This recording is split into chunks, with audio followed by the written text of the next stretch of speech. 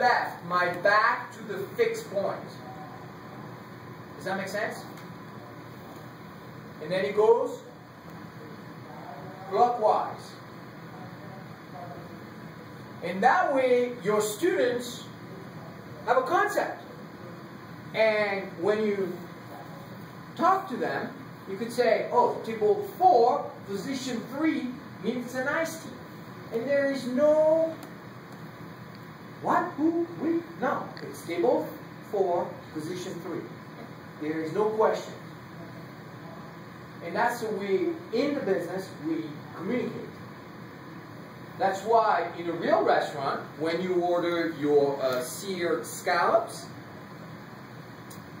nobody's going to come to you and say, who had the seared scallops? Why? Because you're position 1 on table 41, and life is good.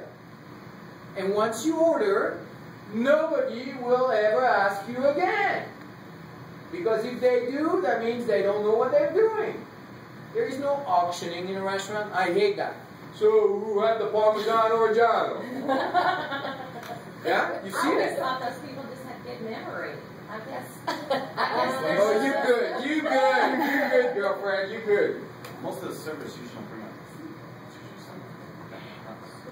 food. You mean the runner? Right, yeah. He did not. Server, runner.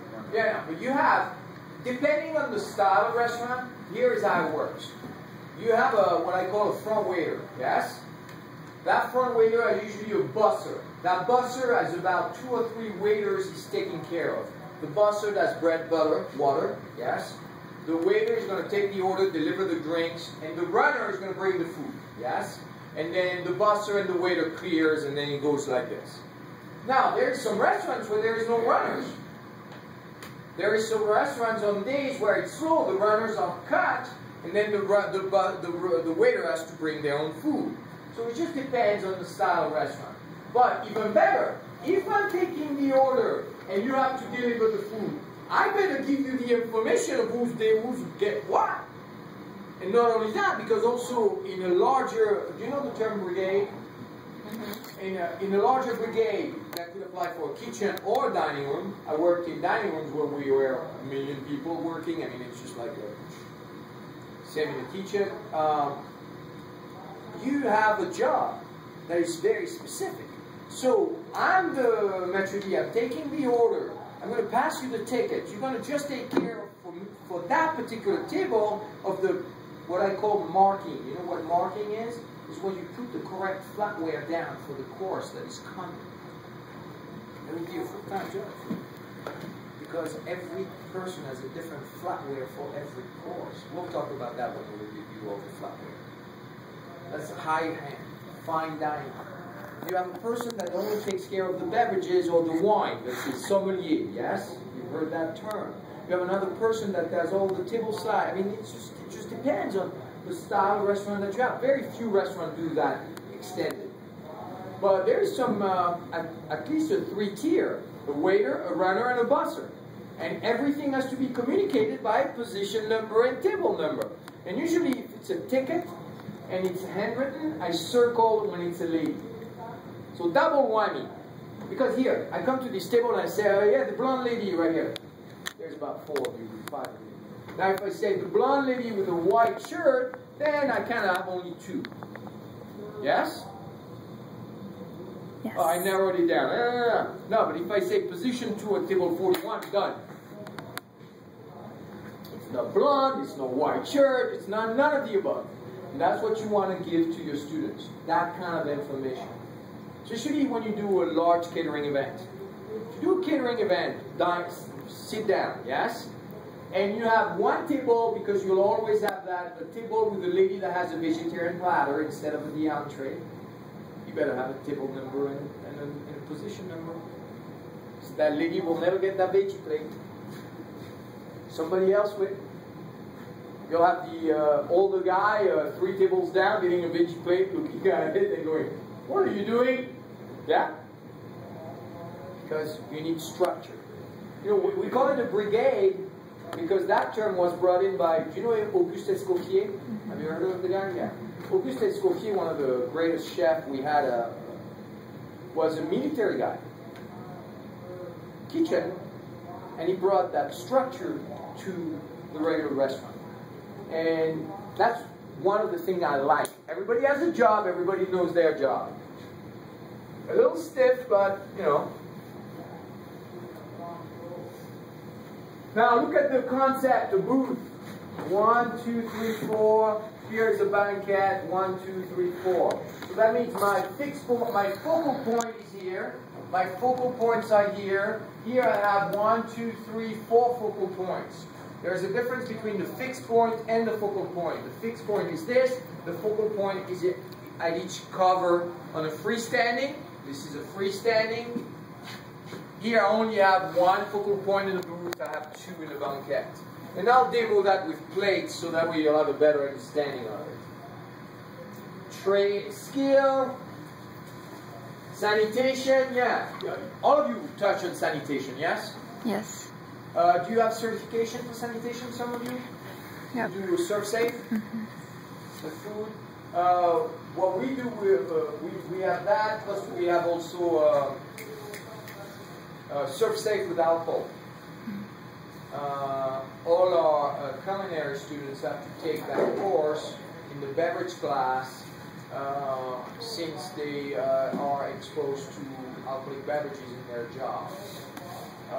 We have a little bit of a different law in Colorado, is that if you're in a culinary college, you can taste alcohol at 18.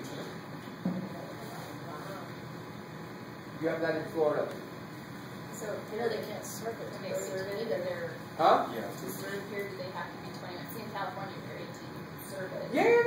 No, but here we're talking tasting. Taste it, yeah. It's what we call a sip and spit law. It is. They have to spit. They have to.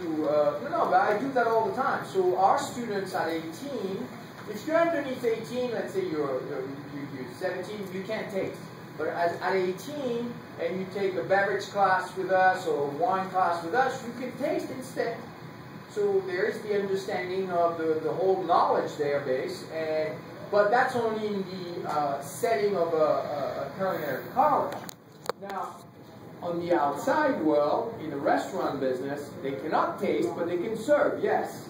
And that was, I think, in the late 90s, they started having the 18 and over involved in the service of alcohol. But most businesses do not allow it because it's a liability. They did this in Colorado because of the convention center. Convention center never had enough bar backs and enough bartenders, enough wait staff, and they needed it. So what they did, they lowered the age of service. But places like liquor stores, places like New California, so that means grocery can sell liquor. In Colorado, it's illegal. You can only have 2 beers in grocery stores. So we have 2 beers. Yeah, you don't buy your beer in the grocery. Right. What's that? You have to go to your Lower alcohol content. 3.2% alcohol. Utah's like that. Utah's really strict. It's not. I mean, we can't buy. Yeah, no, you can't. It's only been like 5 or 6 years that you can buy on Sundays. Mm-hmm. Yeah, all the In blue Colorado? laws have been repealed about 5-6 years ago. Uh-huh. Nowadays, you can even remove the wine from the restaurant you buy it from. But when I say remove, you have to consume some. But you can't bring your own wine. In California, you can. They do a corkage fee. Yes. Chicago has a lot of people. There's lots. Yeah, it's illegal in the state of Colorado. You cannot bring any alcoholic beverages in the liquor license establishment. Do you have any dry counties in Colorado? No. They're all red. All of them. We have drive-through. You can buy liquor on the drive-through. Yeah. Right. In Louisiana, you can buy it in a cup as long as it has a lid on it. Yeah, daiquiri, drive-through daiquiri. You buy it. Not that I've ever experienced that.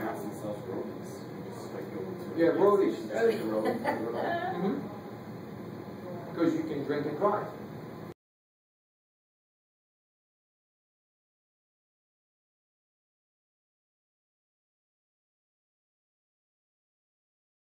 as long as they're with their husband. Let's say we're married, you're 18, I'm 22, you can be with me and consume alcohol. Not in Wisconsin, but in Texas, yes. But it's not, by the way, those are not laws. Hear me out. In Texas, for example, with your parents, some counties allow you to drink alcohol if you're with your parents under the age of 21, over the age of 18. Though funny enough, both twins, George W. Bush twins, got busted for underage drinking on a property where their grandparents were. Because when they got busted, Barbara Bush and the old man were there in the same building. So, funny enough, there is what's written in the book, but what's applied. If you're under 21 and the person that bought the drink for you is not within a foot of you and you're consuming it, you are illegal. So there's all those tweaks and such. No, they just, you get busted for underage drinking and the establishment gets a fine. In Colorado, they do a lot of stint. Oh my God, they go undercover and they hire the people from down the street, the cadets from the Denver Police Cadets. So if you're male or female and you're under 21 and you're under that, let's go. And I have a buddy of mine who got busted twice. How much is the fine? The fine is just a few $100, but then on the second time, for him a few $100, but on the second time it's a license suspension for the establishment. There's things that in Chicago that cost like $100,000. Oh yeah, but imagine we had, when I worked at the Adamsmark Hotel, we had on several occasions the liquor board coming in with agents and all that, and we was waiting there. I'll get a drink. Please. If they bust you and take the liquor license away, you have 1,100 employees that don't really have a job, because if the hotel doesn't have rooms, you don't have a lot of customers. Especially if it's downtown in a conventional hotel. We used to do about $35 million worth of food and beverage a year. Over $100+ million revenue for the entire hotel. So if we lost our liquor license, it would be a big deal. So it's not so much the fine for me, it's the loss of the license. But yeah, ready to eat food. So how many people we kill a year, basically, yeah? Or get sick a year? Food handlers, yes? We touch what? What do we touch in the dining room, the wait side? Ice, lemon, napkins, bread, butter, and your plates, yes? So, flatware. Gloves, when the guest is not present, yes. Otherwise, when the guest is present, it's called utensils. Let me show you.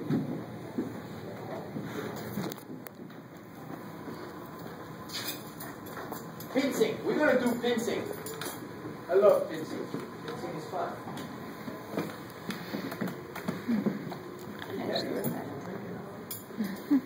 Hey, by the way, drink, huh?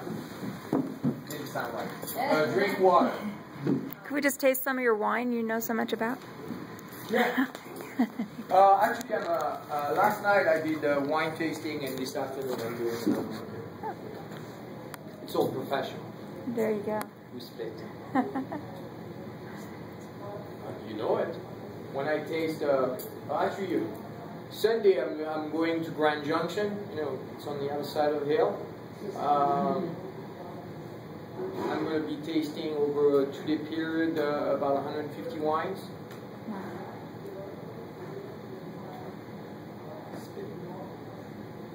I'm a judge for the Colorado Wine Board, and we're tasting a bunch of Colorado wines. Yeah, if you don't spit in this industry, you're dead. Yeah, you don't have a wife, you don't have a job, you don't have an apartment, you're just a bum. Every day of your life there is an opportunity to drink in this business, correct, Jessica? Every day you go to work, in a restaurant, there is drinks all over the place and people abuse it. Yeah? And it could be from the chef to the line cook to the dishwasher to the owner and everybody in between. Alcohol is open to everybody and will kill everybody. I've been, since 1976, do you think I've seen a few people getting destroyed by alcohol?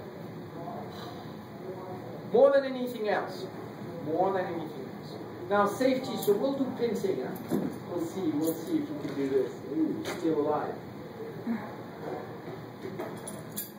It's a great skill to have. Bread service, buffet service, for your students to know how to use this. So you're going to learn it today, like it or not, and then you're going to pass it on.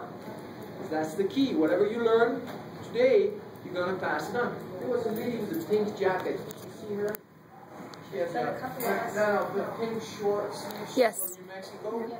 And she came back to me this morning and said, hey, I got to tell you the story because last year she was here with one of her girlfriends. And said, remember her? I said, yeah. So I demoed a Caesar salad and some banana pasta for them last year, which I'll do next week for the other group.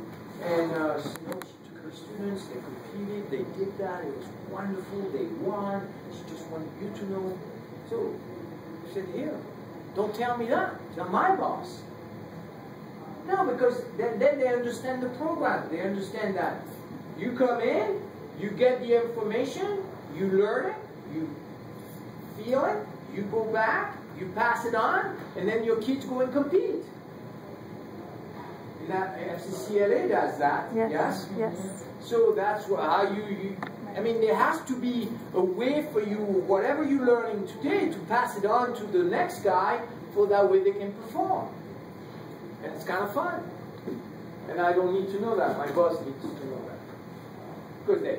Yeah. Well, I never said that. You don't have your take. I do. I have stuff from Chef Stone too, so. Oh, okay, so good. You're good. I'm just getting ditched on everybody. Yeah, oh, thanks. I need all the help. And here's my boss, right here. Oh, hey, the short guy. With this, the MERS. It's a MERS.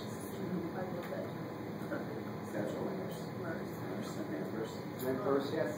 No, it is a satchel. It's a true satchel. Plated, plattered, family, buffet, butler, table side. All the different styles of service that you can encounter in a banquet or freestanding restaurant, yes? Though banquet, we see a lot of buffets in banquets, yes? And also plated, yes? Everything is plated. You come, you sit down. When is the last time you had a banquet function? Any of you that you attended? Okay, yes. When you came in, you had the coffee cup already on the table sometimes. The dessert is there, and you have preset is your side or appetizer, yes? Sometimes, yes? You sit down, you eat your salad, boom, they bring you the entree, boom, they're gone, and then your dessert moves down. Right. Everything is on the table, flatware, condiments, sugar, cream, everything. And that's banquet, and the plating happens maybe 2 hours before your event. And they are kept in hot boxes. Have you seen those hot boxes and plate covers? We used to do plating for 1,500 to 2,000 people every week at the Adams Park Hotel. Conveyor belt, all you do is carrots.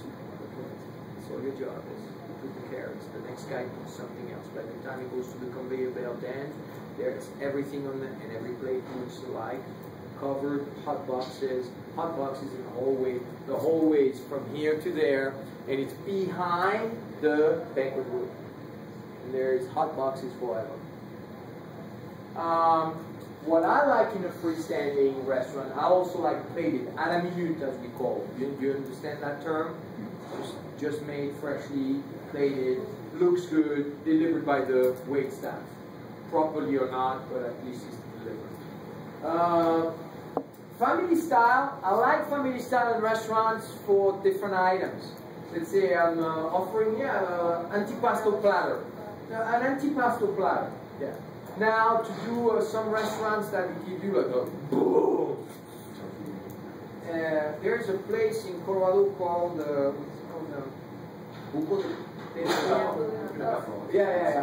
Yeah.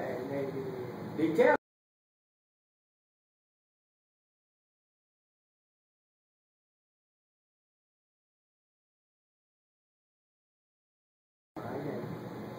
Going to share because it's a bucket of food. Yeah. You go to a wedding like that. What's the name of it? Food of the Bethel. It's Italian, like, I like food. Yeah, the food is good, but it's too much. It's a lot of food. Basically, whatever item you get, You share. You, somebody else, and sometimes even take on. I mean, and they have a family style restaurant where it's like serves 7 to 8. Giant. Yeah. So much. And that's what